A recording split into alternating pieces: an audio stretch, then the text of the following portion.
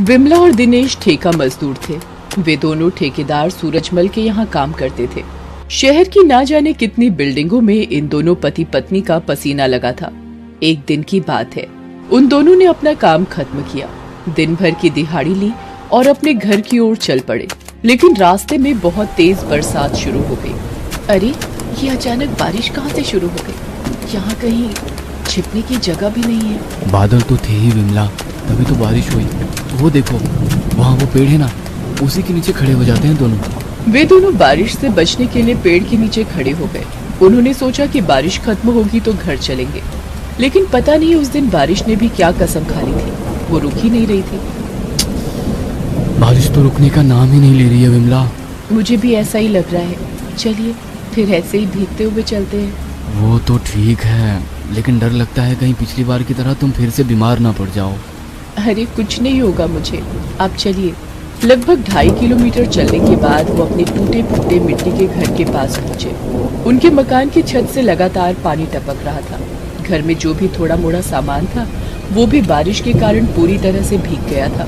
दिनेश ने देखा कि उसकी माँ और उसकी 6 साल की बेटी रूपा दोनों एक बड़े से प्लास्टिक से अपना सिर ढकने की कोशिश कर रहे हैं, लेकिन हवा इतनी तेज है कि वो प्लास्टिक बार बार उड़ जाता है। माँ, अगर बारिश का यही हाल रहा तो हमारा घर तो कभी भी गिर सकता है। हाँ बेटा, मुझे भी यही लगता है। क्यों ना हम कहीं और रहने के लिए चले। जो भी थोड़ा मोड़ा सामान उनके पास था उन्होंने उसे एक कपड़े में बांधा और बारिश में ही निकल गए। करीब 1 किलोमीटर चलने के बाद उन्हें एक पार्क के पास कुछ सीमेंट की पाइपें दिखाई दी। विमला, ये लो हमारा नया घर मिल गया। हाँ, ये कम से कम इस बारिश में गिरेगा तो नहीं। उन सभी ने उन पाइपों के अंदर शरण ली। जानते, कभी कभी मुझे लगता है कि भगवान को हम गरीबों को बनाना ही नहीं चाहिए।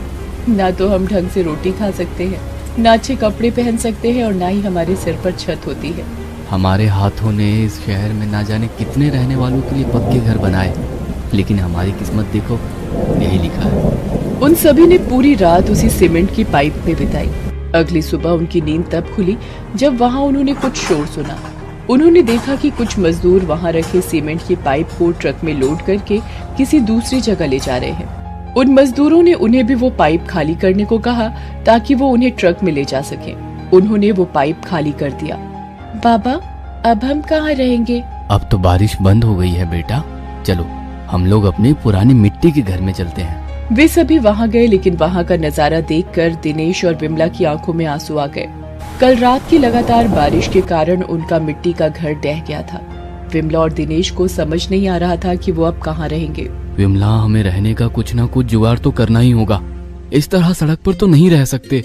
उनके पास ज्यादा पैसे भी नहीं थे कि वो किराए पर कोई कमरा ले लें। उस दिन दोपहर तक वो हर जगह भटकते रहे, लेकिन कहीं बात नहीं बनी। विमला, मुझे लगता है कि जब तक कोई और व्यवस्था नहीं हो जाती हमें खुले में ही रहना होगा, फुटपाथ पर।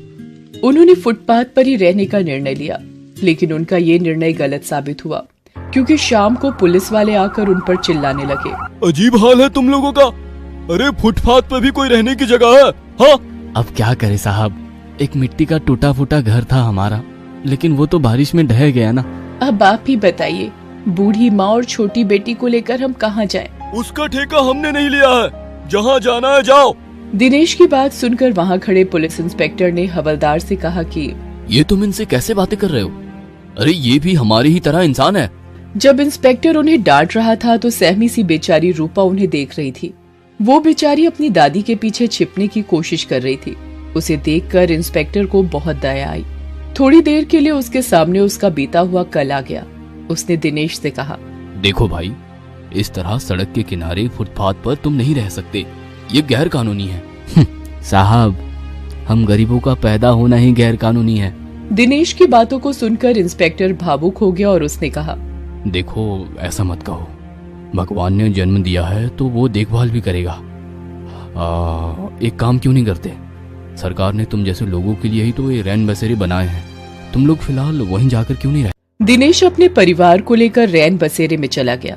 वहाँ पहले से ही उन लोगों के जैसे कई लोग थे। उन्होंने किसी तरह वहाँ अपने लिए जगह बनाई। विमला, कल से हमें काम पर भी जाना पड़ेगा, नहीं तो अभी रहने की दिक्कत है, कल से खाने के लिए भी मोहताज होना पड़ेगा।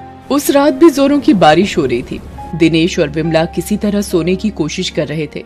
तभी विमला का हाथ अपनी बेटी रूपा के सिर पर गया। हे भगवान, इसे तो तेज बुखार है। पता नहीं भगवान भी कब छोड़ेगा हमारी परीक्षा लेना। विमला ने रूपा को अपने सीने से लगाया और भगवान से प्रार्थना करने लगी कि उसका बुखार जल्दी से उतर जाए। उधर दूसरी ओर उस इंस्पेक्टर की आंखों से भी नींद कोसों दूर थी। उसकी आंखों के सामने रह रहकर रूपा का चेहरा आ रहा था।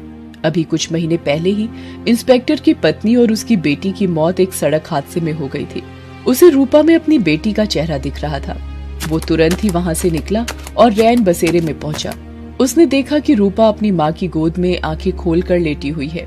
रूपा ने जैसे ही इंस्पेक्टर को रैन बसेरे में देखा तो वो काफी डर गई और उसने डरते हुए उससे कहा, अंकल, मुझे तेज बुखार है, भगवान के लिए हमें यहाँ से मत निकालिए। उसकी बात सुनकर इंस्पेक्टर की आंखों में आंसू आ गए।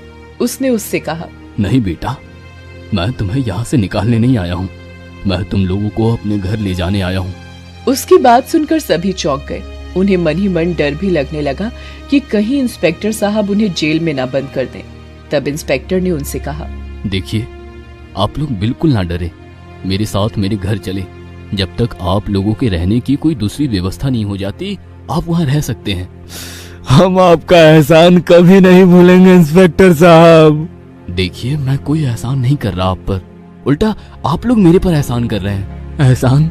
और हम जानते हैं, आपके जैसी मेरी भी एक छोटी सी बेटी थी, लेकिन लेकिन लेकिन क्या इंस्पेक्टर साहब? तब इंस्पेक्टर ने अपनी कहानी उन्हें बतानी शुरू की।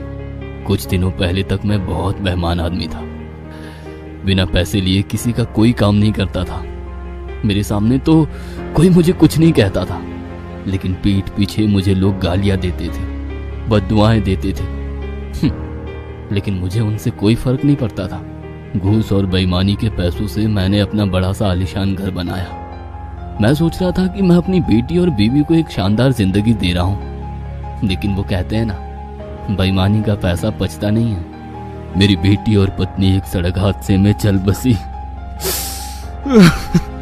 ओह, जब मैंने आपकी बेटी को देखा तो मुझे लगा कि मेरी बेटी फिर से वापस आ गई है।